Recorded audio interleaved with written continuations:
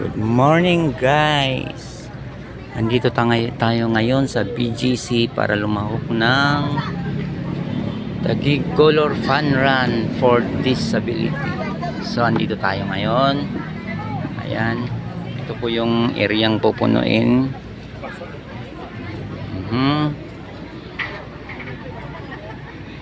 Yan yung mga participant. Bali 800 participant po lahat plus yung mga waitlist.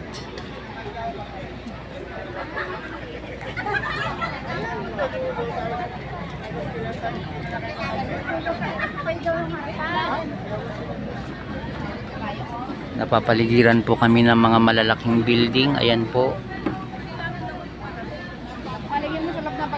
Dito po kami sa may BGC 10th Avenue.